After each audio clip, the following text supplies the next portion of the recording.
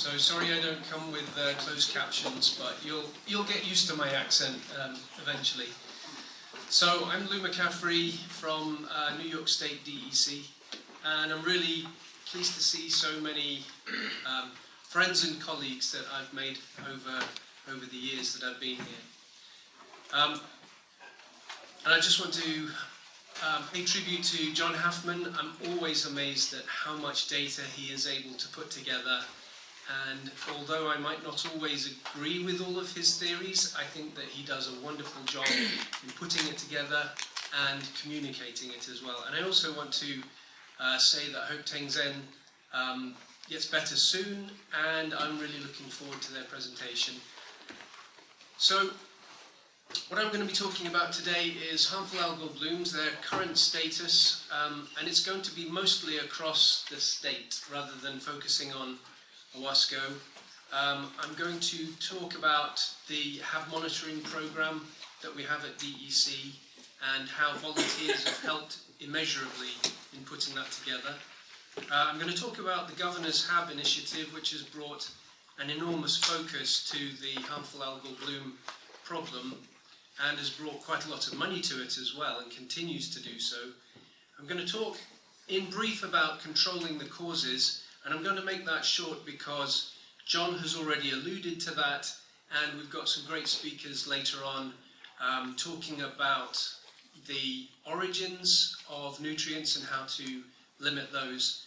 And then I'm going to talk a little bit more about mitigating blooms. There's a lot of interest well, we've done as much as we can to decrease nutrients, but we still have a HAB. What are we going to do about that HAB? And the state has got some very interesting and exciting, in my view, technology which is being tested out as we speak, and I'll talk about that right at the end, as much as I can anyway. So, with such an erudite audience, I really wondered about whether I should put in any introductory information, but the lady that was sitting next to you said, yeah, tell me all about it. So I'm going to go through this and the basics. If you know all of this, please bear with me. So what is a HAB? I think it's one of the worst acronyms around because it's kind of misleading in so many ways. But let's go through these letters. So it's harmful. It is certainly harmful when you have a big bloom. It's big and green, it's ugly, people don't want to go into the water, but it may not be toxic. We can't tell whether these blooms are toxic just by looking at them. But because people don't want to go into the water when there's a bloom, they have economic issues. People don't want to buy property along the lakeside as much as they would otherwise. And there are also ecological problems, even if the bloom isn't toxic, because once they start to die off, they consume oxygen from the water, robbing other organisms of that precious oxygen. So we can have a problem there. Algal. As John mentioned, these aren't algae, these are cyanobacteria, and so that's slightly misleading. You'll hear them called algae, cyanobacteria. They're all the same thing. And then a bloom, what do we actually mean by that? Well, a proliferation of cells or a dense concentration. As a scientist, it's one of those terms that is very difficult to define. But it's a bloom is a bit like pornography. It's difficult to define, but you'll know it when you see it. So we'll just stick with that. So I hope nobody's. Am I going to get in trouble, Matt? So cyanobacteria. These are very specialised. They have been around for billions of years. We can see some of their fossil remnants in the Onondaga limestone, actually, and that's 400 million years old. And some of the oldest fossils are of cyanobacteria. They, as John mentioned, some types can regulate their buoyancy, some can fix nitrogen directly from the atmosphere, and so they have evolved over the years to be very adaptable. They grow in high temperatures. As you can see here, the various different kinds of bacteria and algae, diatoms peak at around 15 to 20 degrees centigrade, so that's in the low, it's around 65, 70. As we get into these others, you can see that cyanobacteria grow best at between 25 and 30 degrees centigrade in water, and that's around 75 to 80 degrees Fahrenheit. And so they really get a boost when water temperatures are high. They obviously need lots of light because they photosynthesize to get their nutrients. Sorry, they use light to generate energy, I should say, and they also need nutrients. Now, one thing that is very interesting is that we get cyanobacteria even in low nutrient lakes. And the misconception is that cyanobacteria need high nutrients to survive, to grow. Actually, they're very effective at taking out of the water any nutrients that they find. And so what some people think is that they can grow in low nutrient lakes, and the problem becomes when they get concentrated by natural processes. So the causes of cyanobacterial growth are well understood. They're quite hard to predict exactly when a bloom is going to happen. So we know that there are seasonal changes in any lake system, and right at the moment we have got diatoms and dinoflagellates. These are all single-celled organisms. Around June and July we'll start to see the green algae come up, and then they're succeeded later on by the cyanobacteria, which start to dominate in some systems, and then we're back to the dinoflagellates again. So the common types of cyanobacteria, we've got Dolichospermum, these straight types, Aphanizemenon, which often grow in clumps, and then Microcystis, which is a very common cyanobacteria. These two fix nitrogen, and they produce anotoxin occasionally. That's a nerve toxin. And Microcystis, you can see that this is made up of individual cells that grow in a colony. They are able to adjust their buoyancy, and they produce microcystin, which is the toxin that was found in Owasco Lake a couple of years ago. So a bit more about these cyanotoxins. As a geochemist, I find these fascinating, even though they are dangerous. Microcystins are the most commonly found toxins in New York State. Anotoxins, when they were first discovered, they were initially called very fast death factor, which is, I'm glad that they changed the name actually. But it does tell you that these are quite dangerous in very small quantities, and it's been noticed that they're particularly dangerous to dogs. And one of the reasons is that dogs will groom themselves once they've been in water, and by that method concentrate the toxins. Even if the cells are not producing toxins, they have on their outer surfaces these things called lipopolysaccharides, and these can produce some reactions in sensitive people, skin irritation and so on. And we have a certain number of other toxins that cyanobacteria produce. These are the cylindrospomopsins and saxitoxins. These have not been found in fresh water in New York State yet. Cylindrospomopsin may one day be found here when our water temperatures get really high. So the important point is that we cannot tell just by looking at a bloom whether it is toxic or not. And the toxin production initiation is not well understood. What we have found is that blooms can be completely non-toxic for weeks, and then at a certain point toxin production seems to be triggered. And so there's still a lot of work being put into that. And for this reason, DEC and the Department of Health have decided to come up with this idea of know it, avoid it, report it. And that is, if you see something that is green in the water, we suggest you stay out of the water and report it through some of the systems that I'm going to tell you. Okay, HAB monitoring. So I'm glad that John mentioned that one of the reasons why we might be seeing more blooms in Owasco Lake is that we've got a fantastically organized volunteer system to report them.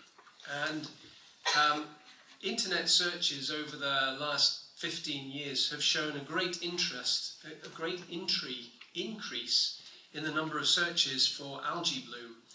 And you can see that although New York State has got something of an increase, Florida and Ohio, for instance, are particularly high. Ohio probably because of the bloom on Lake Erie, which affected Toledo. And so what I think we have is an example of observer bias, where we are seeing or we're reporting more blooms because we have more people knowing what they look like, looking for them, and effectively recording them and reporting them. So I would love to see more work done on some kind of objective analysis of whether we are actually seeing more blooms or not. There's a lot of people out there that say we are definitely seeing them, and then on the other hand I hear from other people saying, well, we've always had these. 1970s we had loads of them. So it's still not decided, in my mind at least. But around here it's definitely of great concern. We saw in 2017, 2018 lots of reports, and we had very, very significantly visual algae. Now, up until 2018, it was a slightly haphazard reporting system for DEC at least, but in 2019 we went to a fully online system. I encourage everybody to have a look at this website, because once bloom season starts, this is absolutely the best way to report a bloom to DEC. It is user-friendly. You're able to upload photos from your phone, and it provides us with lots of information. And it can provide you with lots of information about where blooms have been seen as well. So I'm going to show you some slides from across, they'll be across the state, and they are taking information from this bloom reporting system, and it was current up to the middle of October, which is more or less the end of the main bloom season. You can see that HABs have been reported across the state, from west to east, north to south. We do have some clusters downstate, or at least, well, we would call it downstate. People from Manhattan would call that upstate. But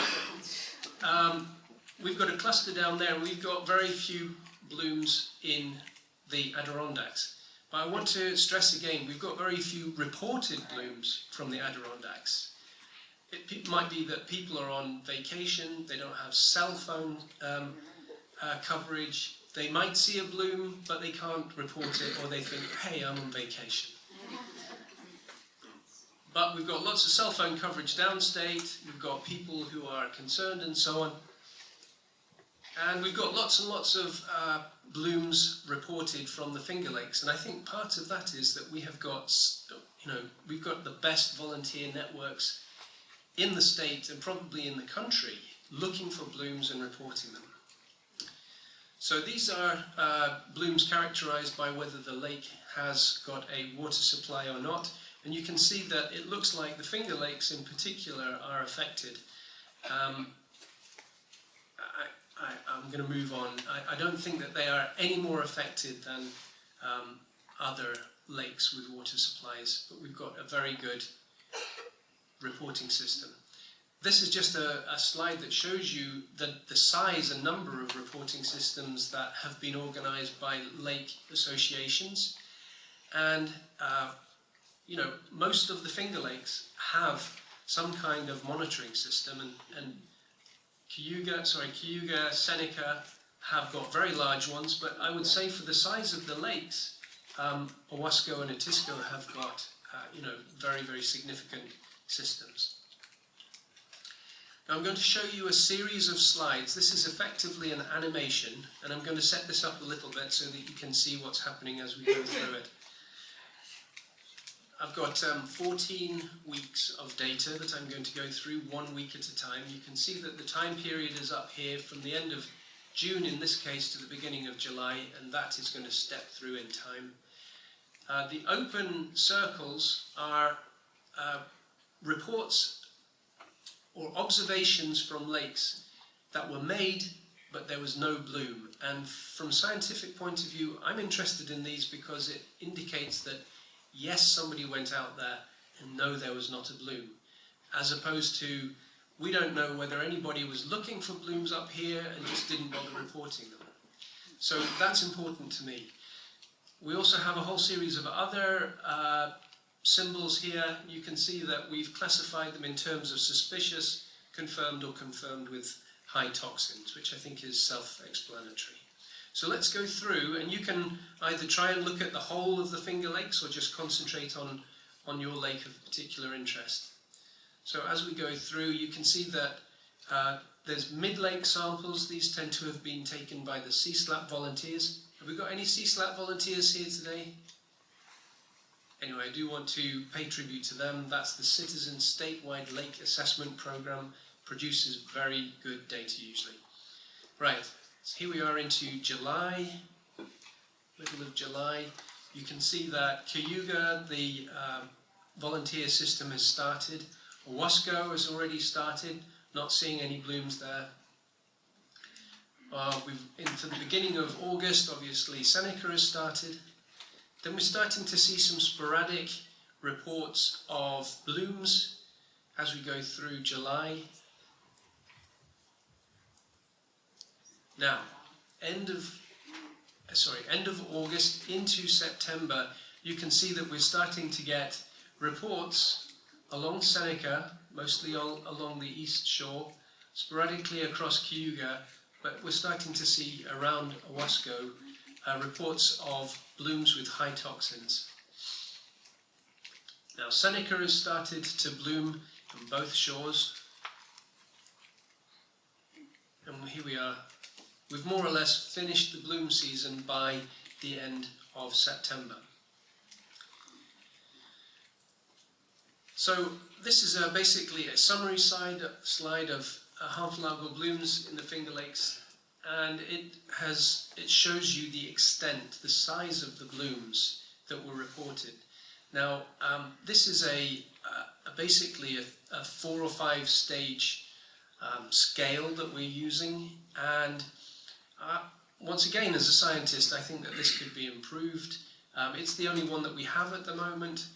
I'm, 5'7" on a good day, and I'm standing on the shoreline. I don't know how far out into a large lake I can really see. So can I really say that that bloom is really lake-wide? I don't think I can. But we do have a reporting system that allows that to be stated. I would much prefer to see drone imagery, or even better, satellite imagery being used for this. And it is something that we are working on. So that's the status of HABs across the state in 2019 and in the Finger Lakes. I'm going to move on to the Governor's HABs initiative. So, and partly we have to thank Owasco. In 2016, it was a real wake-up call for everybody when toxins were found in Auburn's public water supply, and it really kick-started this whole initiative. It's part of the $2.5 billion Clean Water Initiative, and there were 4 parts to the Governor's initiative. That was putting together regional HABs summits, putting together action plans for 12 priority lakes, working on advanced HAB monitoring, and then most recently we've moved on to pilot treatment technologies. And I'm going to go through each of those in a little bit of detail. So the HAB summits, when they were announced, I was really worried that they were just going to be some professed experts standing up on stage with a PowerPoint behind them. Oh, sorry, that's me. But actually it turned out that it was a real conversation between experts, and sitting on the sidelines, I found that there was a lot that is known about cyanobacterial blooms, and there's also a lot that is not known. And so being able to focus on those parts where there are gaps in knowledge was fascinating. And we talked about sources of nutrients, how to reduce nutrients, and so on. So it was very, very useful. And we've got Greg Boyer, who I think is going to be talking today, and various other experts. So it was turned out to be very good. 12 HAB action plans were put together by consultants, and there was a lot of information in each of these, and most people skip to the end to see, well, what are we going to do about it? If you want to see the HAB action plan for your lake, Owasco, you can go to this link. I'm sure most people have already read it. What was found was there were few common things, but there were a few, and best management practices for agriculture were highlighted, as well as non-point source best management practices. These are ways to keep nutrients out of the lake, and we're going to have speakers later on talking about these, so I won't talk about them very much at all. Ditches were thought to be a significant shortcut to the lake from agricultural fields. We know that some lakes are impacted by internal sources of nutrients. What John was talking about in terms of mud at the bottom of the lake can get reworked physically, and it can also release nutrients chemically at certain times of the year. And so that's a way something that we need to work on. Watershed management plans, just to get everybody on the same page so that we can focus on exactly what we're supposed to be doing. There are various kinds out there, but TMDLs, or total maximum daily loads, is one sophisticated way, and 9-element plans, which is what's happening in the Owasco watershed, is particularly appropriate for this area. And there is funding available. In fact, there was a figure of around $65 million that was put out when the governor announced the plan, and I think closer to $100 million was eventually spent. But there are significant impediments to spending this money effectively. One is that some of the money requires a 25% match from local sources, and that's not always available. It actually takes resources to spend this money appropriately, and those resources are not always available. And so I think the money was eventually spent, and it was spent effectively, but that is something that we have to think about in the future. The advanced monitoring, DEC paired up with the United States Geological Survey, and we put out 4 different sensors, and they were very happily all in the Finger Lakes. We also had meteorological stations, and the great thing about these is that, in common with John Huffman's buoys, they all reported in real time to a website. So any of us could go onto this website and have a look at current status and the archive data. Now, the monitoring systems are really, as John says, they're expensive. The ones that USGS put out there kind of replicated what John was doing, but they added some other instrumentation. They had some novel nutrient analyzers, and they had a variety of different other packages. Something that I'm really interested in is this ADCP. It's a way of measuring movement in the water column, and we're still working on that data. So that was USGS. DEC also did something called intensive lake characterization, where we went out and analyzed in depth the lakes. I'm just going to show you this. We did it on Canandaigua Lake and Skaneateles Lake last year. This is an animation, and it's going to show you the concentrations of chlorophyll in Skaneateles Lake. We did it at the north end. This is June, pretty low concentrations as we'd expect. We did shore sites as well. Huge bloom in August, but this was green algae.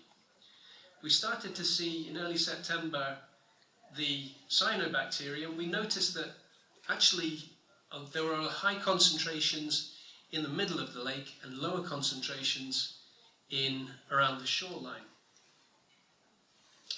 So this is just the first data visualization that we've put together, but it is kind of interesting that we're seeing different patterns to some researchers. Okay, briefly I'm going to... How long have I got, by the way? 5 minutes, okay, I can wrap up in 5 minutes.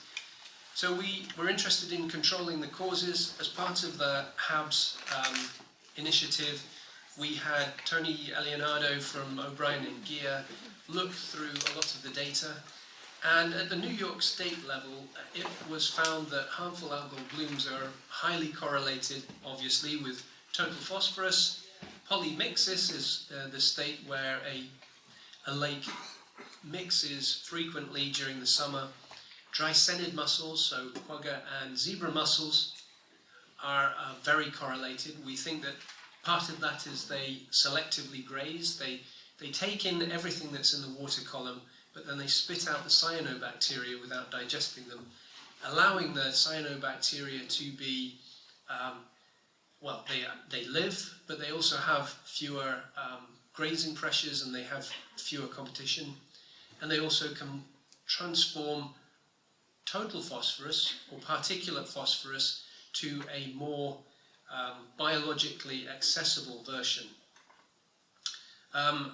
Orientation and fetch length, these are physical properties of the lake, where if the lake is oriented in the same direction as the prevailing wind, we think that bacteria that are coming up to the surface are then concentrated onto the lee shore, as John was talking about.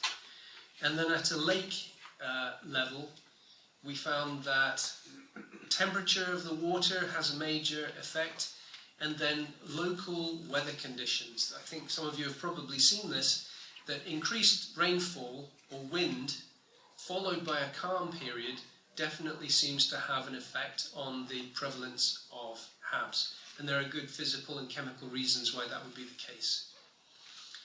So some of these factors can be controlled. We talked about nutrients and nutrient control strategies. Climate change, can it be controlled? Well, that depends on your point of view, I think.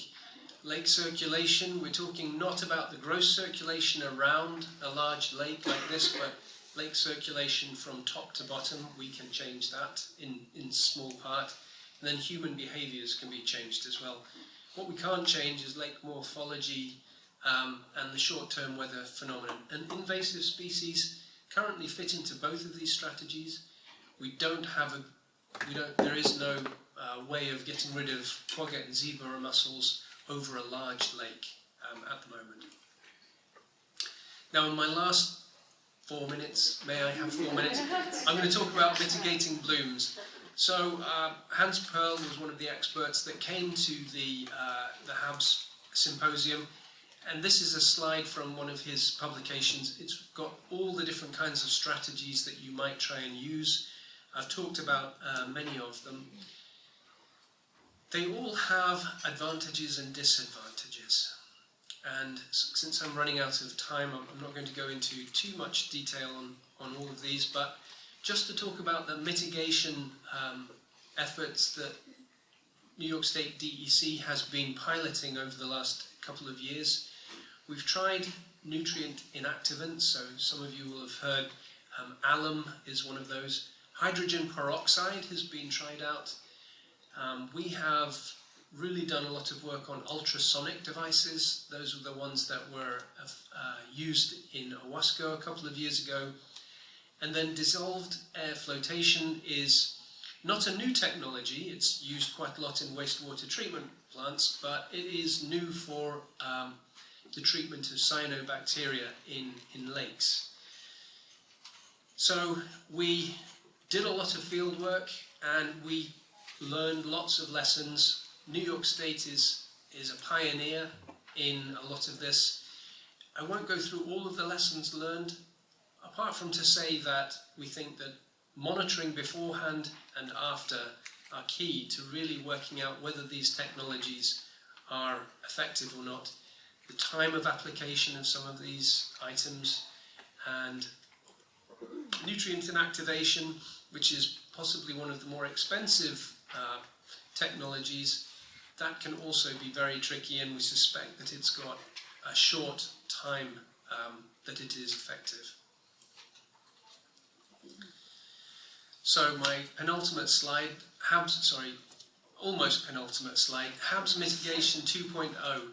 So I wouldn't be able to talk about this unless the governor had already talked about it, but happy to say that we're currently working with SUNY ESF and Clarkson University on some new technology to go out there into the lake and treat harmful algal blooms. And I worked at Clarkson for a while, so I'm the technical lead on the Clarkson technology.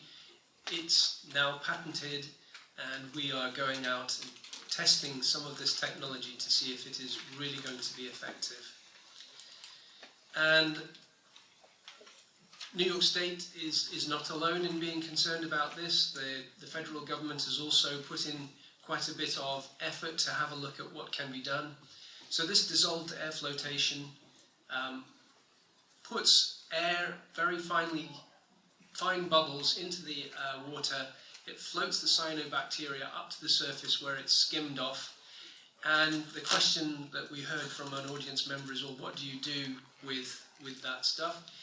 Part of their process is to break down the algae and turn it into a feedstock, a chemical feedstock, which could be used for plastics or fuel. So that was piloted downstate. It was a really large onshore installation showing the feasibility. And this year, the Army Corps of Engineers is planning to come to upstate New York and try this out on a barge-mounted system. So that'll be very interesting, and I suspect you'll hear more about that when it happens. So just to summarize, everywhere in New York State is impacted by HABs. Some places are better at reporting it than others. New York State is absolutely on the ball on this, and lots of work is being put in. The governor is very interested in making sure that New York State is not another Flint, Michigan. Lots of work and lots of money has been put into preventing blooms, trying to keep nutrients on the landscape where they belong. But when that doesn't always happen, we're also putting in lots of effort to try and mitigate blooms as well. Okay, thanks very much.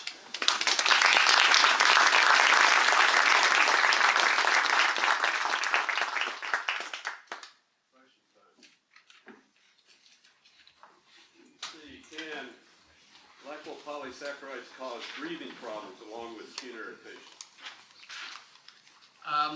That's a good question. So I know that down on the Gulf Coast, when they have Carenia brevis blooms, the waves will break on the shore, and the water can be aerosolized, and people within a couple of hundreds of yards, half a mile of the sea can start to have breathing problems. But I don't think that that's going to be a problem in our area, and so it would really only be a contact issue. Okay. How is the top to bottom circulation influenced or changed?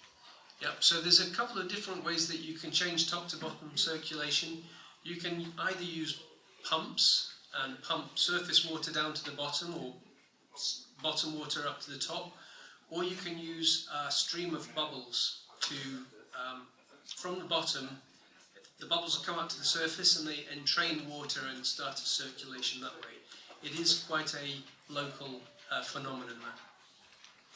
Okay, more literature is associated with the HAB neurotoxins, and they're causing serious medical conditions like ALS, liver cancer, and even dementia. Are there any studies from New York State Department of Health on these potentially serious issues being done? I would defer to somebody from Department of Health on that question. Okay. Would you comment on the usefulness and reliability of the EPA Cyanobacteria app, which uses satellite data? Oh yeah, well, I've been working on satellite imagery for a while, and it is a fantastic app, particularly for large lakes. So the satellite that they're using has a pixel size of about 100 or 300 meters. And so for smaller lakes, it's not as effective. But for places like Ontario, Lake Ontario or Lake Erie, yeah, it's pretty good. Are there better, affordable tools that the volunteers can utilize to help report the blooms? For example, RGB or infrared camera imaging? Oh, that's a great question. I'd love to meet up with the person that sent that in. I would love to know of a low-cost RGB or infrared camera that can be used for that, but I don't know. But our cell phones have got fantastic cameras, and so I would encourage everybody to use those cameras and send in their bloom reports to the New York State website. Okay, one more. Are there any fisheries management strategies that can attack the mussel population? That's another great question. And has anybody noticed that the freshwater drum state record has increased every year for the last 3 years? Okay, perhaps nobody has, but I've noticed that, and I think it's interesting because freshwater drum is a native species of fish, which is one of the few that will actually chew up zebra and quagga mussels with their bony plates. And so I think that they've worked out, these are the freshwater drum, have worked out that there's a wonderful snack bar down at the bottom of the lakes, and they're getting bigger and bigger on it. So drum are not found in all of our native water bodies, and I think it would probably be unethical to try and introduce them. But yeah, that is one thing. The other thing that I could mention is that invasive round goby are also one of the fish species that will chew up zebra and quagga mussels. And so we have them in Cayuga Lake, and we haven't actually seen any decrease in quagga and zebra mussels in that lake measurably yet, but I suspect that over time those two invasive species will come to some kind of equilibrium. Okay, thank you very much. Thank you.